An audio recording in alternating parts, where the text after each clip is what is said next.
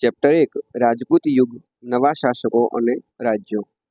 એમાં વિદ્યાર્થી મિત્રો જોઈએ તો પ્રશ્ન 1 નીચે આપેલા દરેક પ્રશ્નના ઉત્તર માટે આપેલા વિકલ્પોમાંથી સાચો વિકલ્પ શોધીને લખો. જેમાં 1 7મી સદીમાં કોના અવસાનથી ઉત્તર ભારતમાં તેમના વિશાળ સામ્રાજ્યનું નાના નાના સ્વતંત્ર રાજ્યોમાં વિભાજન થયું. તો અહીંયા વિદ્યાર્થી મિત્રો જવાબ આવશે એ હર્ષવર્ધનના. 2 પ્રાચીન કાળમાં માળવાનો રાજ્ય પ્રદેશ કયા નામે ઓળખાતો હતો? તો અહીંયા વિદ્યાર્થી મિત્રો આપણો જવાબ આવશે એ અને બી બંને, કારણ કે અવંતી અને ઉજ્જૈની બંને અહીંયા માળવાના પ્રાચીન નામો હશે. એના પછી 3 ખજુરાહોના ભવ્ય મંદિરો કયા વંશના શાસનકાળમાં બન્યા હતા? તો જવાબ આવશે સી ચંદેલ વંશના. 4 રાજસ્થાનમાં સાંભર સરોવર ક્યાં આવેલું છે? તો એ જવાબ આવશે બી ઉદયપુરથી પૂર્વે. 5 રાજા ભોજે વસાવેલું ભોજપુર નગર વર્તમાન સમયમાં કયા નામે ઓળખાય છે? તો જવાબ આવશે બી ભોપાલ. એના પછી વિદ્યાર્થી મિત્રો અહીંયા પ્રશ્ન નંબર 6 અણહિલવાડ પાટણની સ્થાપના કોણે કરી હતી? તો જવાબ આવશે બી વનરાજ ચાવડાએ. 7 રાણીની વાવનું બાંધકામ કઈ રાણીએ કરાવ્યું હતું? તો જવાબ આવશે બી રાણી ઉદયમતીએ. 8 કયા રાજવીનો પરાજય થવાથી ગુજરાતમાં દિલ્હી સલ્તનતની સ્થાપના થઈ હતી? તો જવાબ આવશે સી કર્ણદેવ વાઘેલા. 9 રાજપૂત યુગમાં જમીનની ઉપજનો કેટલો ભાગ મહેસૂલ તરીકે ઉઘરાવવામાં આવતો? તો જવાબ આવશે સી 6. 10 રાજપૂતોના ગુણોમાં નીચેનામાંથી કયા ગુણનો સમાવેશ કરી શકાય? તો જવાબ આવશે ડી આપેલ તમામ, જેમ કે રાજપૂતો બહાદુર હતા, રાજપૂતો એકવચની હતા, તેઓ ગૌ બ્રાહ્મણ પ્રતિપાલક હતા. એટલે કે જવાબ આવશે ડી આપેલ તમામ. 2 બંધ બેસતા જોડકા રચો. વિભાગ એ અને વિભાગ બ આપેલો હશે. અ અને બ એને આપણે જોડવાના છે. જેમાં પ્રથમ ભીમદેવ પ્રથમ, તો જવાબ આવશે સી સોલંકી વંશ. મુંજ, તો જવાબ આવશે ડી પરમાર વંશ. રાજરાજ પ્રથમ, તો જવાબ આવશે ત્રીજાની અંદર ઈ. અહીંયા જે આપેલો ચોલ વંશ. પૃથ્વીરાજ ત્રીજો, તો એમાં જવાબ આવશે બી ચૌહાણ વંશ. 5 નરસિંહવર્મન, તો જવાબ આવશે પાંચમાની અંદર એ પલ્લવ વંશ. અને એના પછી આપેલો છે ગોપાલ, તો એની અંદર જવાબ આવશે જી પાલ વંશ. એના પછી મને ઓળખો, હું માળવાના પરમાર વંશના રાજાઓની નગરી છું. તો જવાબ આવશે અવંતી. મેં રાજસ્થાનમાં અજય મેરુ નામના નગરની સ્થાપના કરી, તો અજયરાજ. એના પછી મેં પ્રજા માટે સોમનાથના યાત્રાળુ વેરો બંધ કરાવ્યો, તો રાજમાતા મિનળ દેવી. 4 મેં આચાર્ય હેમચંદ્રાજી પાસે સિદ્ધ હેમ શબ્દાનુશાસન નામના ગ્રંથની રચના કરી હતી, તો સિદ્ધરાજ. એના પછી આવશે સિદ્ધરાજ જયસિંહ આવશે. એના પછી મારા નામની વનરાજ ચાવડાએ નવા નગરનું નામ અણહિલવાડ પાટણ રાખ્યું, તો અણહિલ પરવાડ. હું મુઝફ્ફર શાહ નામ ધારણ કરી ગુજરાતનો સ્વતંત્ર સુલતાન બન્યો, તો જફર ખાન. એના પછી પ્રશ્ન 3 યોગ્ય શબ્દો વડે નીચેના વિધાનોની ખાલી જગ્યા પૂરો. 1 કુમારપાળ ચરિત્ર ગ્રંથની રચના, તો હેમચંદ્રાચાર્યજીએ કરી હતી. 2 બંગાળમાં પાલવ વંશની સ્થાપક ગોપાલ નામનો રાજવી હતો. 3 દ્વાર સમુદ્રમાં ખાલી જગ્યા વંશનું શાસન હતું, તો જવાબ આવશે હોયસલ. 4 ચોલ મંડલ રાજ્યની રાજધાની તાંજોર હતી. 5 ચૌહાણ વંશનો પૃથ્વીરાજ ચૌહાણ શાસક ભારતીય ઇતિહાસમાં અદ્વિતીય સ્થાન ધરાવે છે. 6 રાજપૂત યુગમાં દરેક પ્રકારની નીતિઓનો અંતિમ નિર્ણય રાજા દ્વારા કરાતો હતો.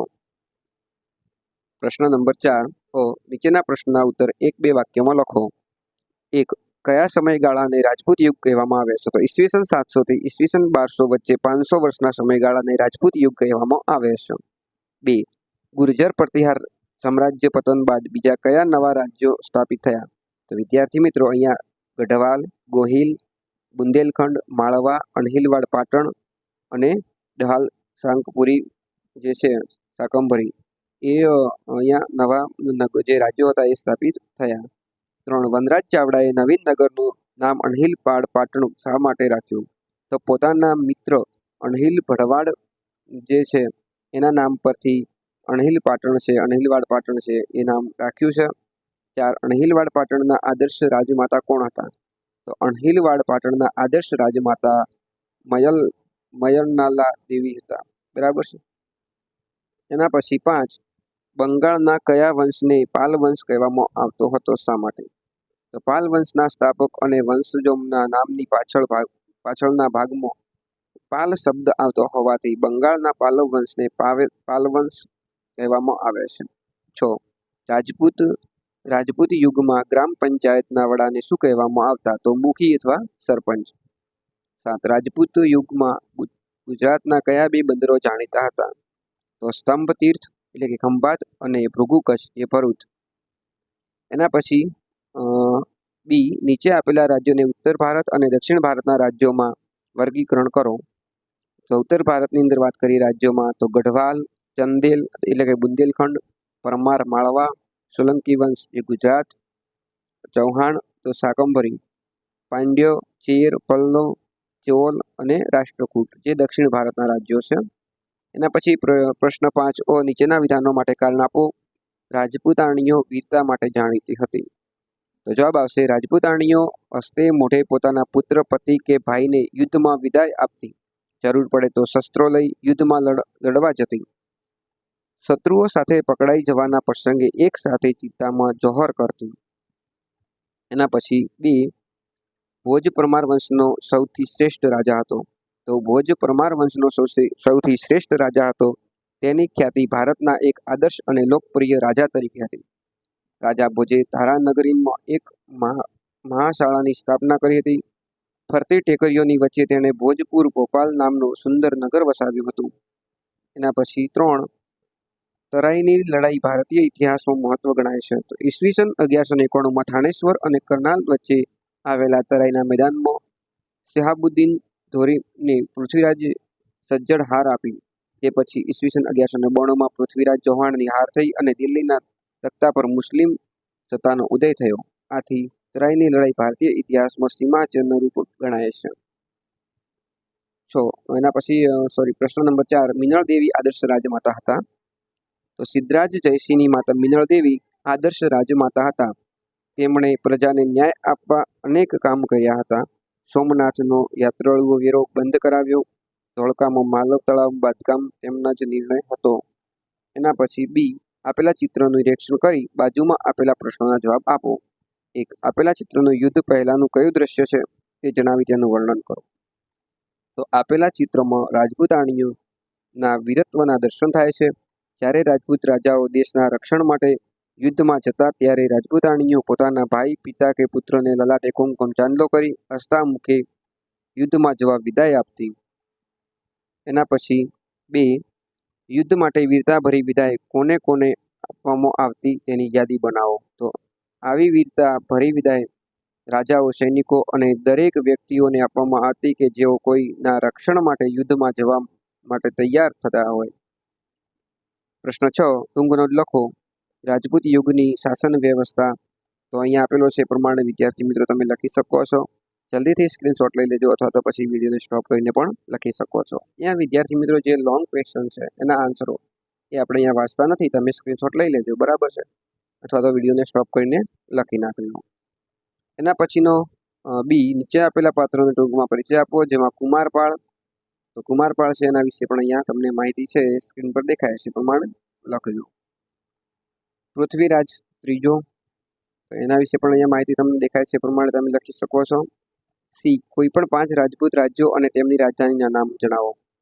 તો અહીંયા આપેલું છે ગઢવાલ તો કનોજ અને કાશી, ચાલુક્ય વંશ તો વાતાપી, વરંગલનો કાકતીય તો આવશે વરંગલ, પલ્લવ વંશ કાંચીપુર અને ચોલ મંડળ તો આવશે જવાબ તાંજોર.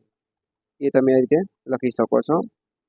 ઈસવીસન 1192માં તરાઈની લડાઈમાં પૃથ્વીરાજની જીત થઈ હોત તો શું થયું હોત તેના વિશે આપનું મંતવ્ય જણાવો. તો એ તમને સ્ક્રીન પર દેખાય છે પ્રમાણે તમે લખી શકો છો. જે તમારે પોતાના મંતવ્યો છે એ લખવાના છે. તો સ્ક્રીનશોટ લઈ લેજો અથવા તો પછી વિડીયોને સ્ટોપ કરીને પણ લખી શકો છો. રાજપૂત યુગના સમયમાં કોઈ પણ એક રાજવંશનો પરિચય આપો. તો અહીંયા રાણી ઉદયમતી વિશે તમને જે દેખાય છે એવી રીતે તમે અહીંયાથી લખી શકો છો. જેમાં મિનળ દેવી, સિદ્ધરાજ જયસિંહની વાતો છે. એના પછી પ્રશ્ન 7. માગ્યા મુજબ પ્રવૃત્તિ કરો. તમારા ગામ કે શહેરની આસપાસ જૂના સમયના સ્થાપત્ય હોય તો તેના વિશે માહિતી મેળવીને કોઈ પણ એક વિશે નોંધ લખો. તો ગોપી તળાવ ગુજરાત રાજ્યના સુરત શહેરમાં ગોપીપુર વિસ્તારમાં આવેલ એક તળાવ છે. ઈસવીસન 1510ની સભામાં માલિક ગોપી નામના સુરતના એક સમૃદ્ધ વેપારી અને ગવર્નર દ્વારા બાંધવામાં આવ્યું હતું. ઈસવીસન 2012માં આ તળાવનું નવીનીકરણ કરવામાં આવ્યું હતું અને તેની આસપાસના વિસ્તારને મનોરંજક સુવિધાઓ તરીકે વિકસાવવામાં આવી. તો વિદ્યાર્થી મિત્રો, આ રીતે તમારા આ ચેપ્ટરનું સોલ્યુશન રહેશે. જો તમને મારો આ વિડીયો ગમ્યો હોય તો લાઇક કરજો, શેર કરજો અને ચેનલને સબસ્ક્રાઇબ કરવાનું ભૂલતા નહીં. થેન્ક યુ વિદ્યાર્થી મિત્રો.